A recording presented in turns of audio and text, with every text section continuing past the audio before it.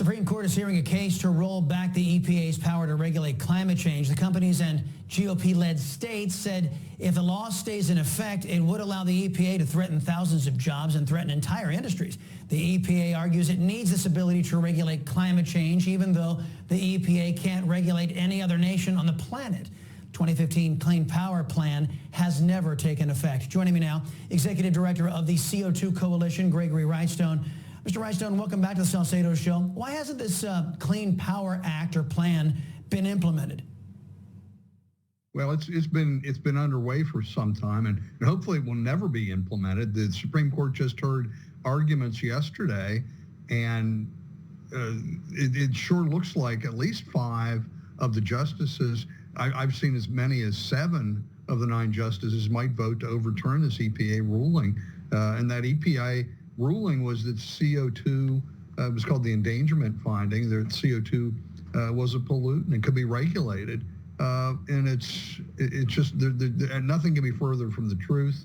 I've written several commentaries recently about the man-made many global benefits. Warming. Yeah, well, see, CO2, I mean, look at China. You can see their massive growth of vegetation because of their CO2 output. Man-made global warming is a fine theory, but science hasn't proven that man-made CO2 is the main driving force behind the planet's temperature changes. Shouldn't proponents have to make a clear causal connection before the EPA is granted such sweeping authority? They can't do that because CO2 is not the control knob of the temperature of the atmosphere. We've seen many times throughout Earth's history, and I'm a geologist, where we had really high CO2 levels and frigid temperatures, and we had very low CO2 levels.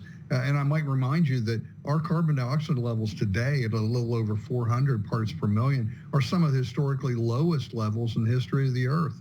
And you're right, we just see this combination of modest warming combined with this increasing CO2. By almost every metric you look at, ecosystems and humanity are thriving and benefiting because of this. Longer growing seasons, turbocharged CO2 fertilization effect, and crops breaking records year after year. Yeah, last question I have for you, Mr. Wrightstone. The Russians just sold 100 million tons of coal to China, the world's #1 CO2 emitter. Now, they're going to burn that in the most environmentally destructive and irresponsible way possible. Left-wingers in and out of the government in this country have been silent on this alleged planet-killing move by Putin in China. Doesn't their silence and inaction against their ideological kin in communist China belie the validity of their claim that man's burning fossil fuels is causing the planet to warm? Yeah, and what's interesting, they signed that deal just 3 days ago. Today, the Chinese ministers pulled back on that over fears of the sanctions against banking.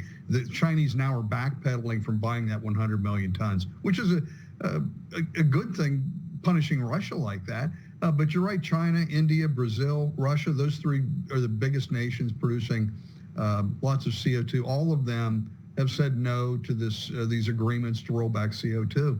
They know that they need reliable, abundant, affordable energy to drive their economies, and you can't get that with wind and solar. You can only get that with nuclear, natural gas, and oil. The only CO2 the American left cares about is American CO2 because it actually translates into prosperity, and that's why they hate it. Gregory Wrightstone, thank you, sir. Appreciate it.